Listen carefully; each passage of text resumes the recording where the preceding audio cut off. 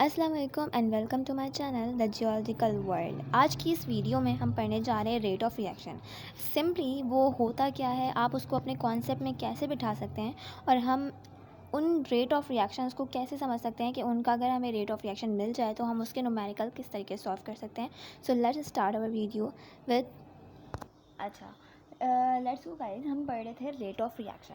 ठीक है, यहाँ पर रेट ऑफ रिएक्शन में हम केमिस्ट्री को देख रहे हैं कि एक ऐसा एरिया जहाँ पर केमिस्ट्री कंसर्न करती है स्पीड से और रेट से। किस तरीके से? स्पीड में वो स्पीड चेक करती है एज अ कैटलिस्ट, क्योंकि जब केमिकल रिएक्शंस में कोई रिएक्शन स्लो हो जाता है तो हम उसमें कोई कैटलिस्ट डालते हैं स्पीड बढ़ाने के लिए, ताकि आपका रिएक्शन जल्दी हो सके।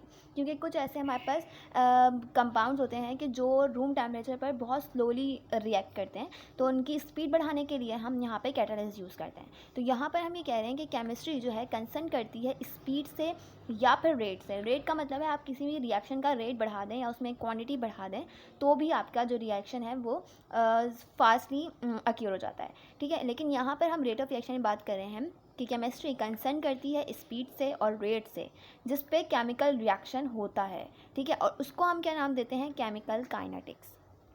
चलो केमिकल तो समझ आ रहा है, ठीक है, क्योंकि केमिस्ट्री में केमिकल रिएक्शंस हो रहे हैं तो उससे हमने नाम दिया केमिकल। लेकिन यहाँ पर काइनेटिक्स का मतलब क्या है? काइनेटिक्स यहाँ पर इस रिएक्शन को कैसे रेफर कर रहा है? वो ये है कि ये सजेस्ट करता है मूवमेंट, यानी हरकत करना। जब कोई चीज़ हरकत करेगी या उसमें उसकी मोशन या स्टेट में कोई चेंज आएगा तो उसको हम कहते हैं kinetics. In a simple form अगर हम काइनेटिक को समझना चाहें तो kinetic energy as a energy होती है। मतलब आप समझ सकते हैं कि वो एक एनर्जी है जो अवेलेबल है। क्यों अवेलेबल है? अब वो कहाँ से आ रही एनर्जी, किस तरीके से आपको वो काइनेटिक एनर्जी मिल रही है, तो उसका बिल्कुल सिंपल सा सोल्यूशन ये है कि वो एक ऐसी एनर्जी है, वो तब प्रोड्यूस होगी जब कोई भी ऑब्जेक्ट मोशन में जाएगा या कोई ऑब्जेक्ट मूव करेगा। तो जैसे कि उसने कहा है मोशन ऑफ एन ऑब्जेक्ट, तो कोई भी चीज़ अगर हरकत करती है तो उसको हरकत करने के लिए एनर्जी चाहिए, और वो एनर्जी जो होती है वो होती है काइनेटिक एनर्जी। अब आपको समझ आई होगी कि हम जो ये कहते हैं कि केमिस्ट्री में जब कोई रिएक्शन होता है या उसकी स्पीड होती है या उसका रेट जिसकी वजह से वो केमिकल रिएक्शन हो रहा है, तो उसको हम क्या नाम देते हैं? Chemical kinetics. तो आपको समझ आया होगा कि यहाँ पे काइनेटिक क्या सजेस्ट कर रहा है और उसका रेट ऑफ रिएक्शन से क्या रिलेशन है, वो ये समझ आ गई होगी। इसके अलावा भी हम ये बता रहे हैं कि काइनेटिक जो है इस रिएक्शन में रेट ऑफ रिएक्शन को रेफर कर रहा है या फिर रिएक्शन रेट को। ये दोनों एक ही चीज़ है, हमने बस उल्टा सीधा किया इनको, यानी रेट ऑफ रिएक्शन और रिएक्शन रेट। ठीक है, दोनों ही चीज़ें। अगर इसको ये रेफ़र कर रहा है तो इसका हम एक आसान सा हल ये बता सकते हैं कि अगर वो इसको रेफ़र कर रहा है, रेट ऑफ रिएक्शन में अगर काइनेटिक्स रेफ़र हो रहा है तो क्यों हो रहा है? It is the change in concentration of a reactant और अ प्रोडक्ट विद टाइम। यानी टाइम के साथ अगर कोई रिएक्टेंट और प्रोडक्ट की कंसंट्रेशन में कोई चेंज आता है तो इसका मतलब है कि वो काइनेटिक्स है, और वो रिएक्शन ऑफ रेट को रेफ़र करता है। और इसमें यकीनन यूज़ भी होता है। इस एनर्जी की हमें यूजिंग पड़ जाती है जब कोई रिएक्शन या प्रोडक्ट जो है वो उसकी कंसंट्रेशन में कोई चेंजेस आता है।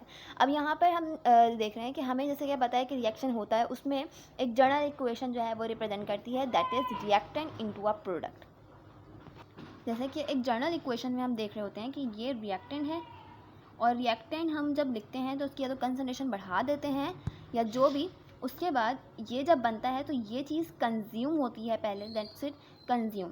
ये उस रिएक्शन में कंज्यूम होगी, देन आपका जो यहाँ पे प्रोडक्ट फॉर्म होगा। तो ये एक जनरल इक्वेशन है जो हम हमेशा केमिस्ट्री में पढ़ते आते हैं। ठीक है, तो यहीं पर ये बता रहे हैं कि रिएक्टेंट इक्वल टू प्रोडक्ट। तो ये एक जनरल इक्वेशन है जो हम पढ़े होते हैं। रिएक्टेंट में रिएक्टेंट कंज्यूम होगा इस रिएक्शन में तो आपका प्रोडक्ट फॉर्म होगा।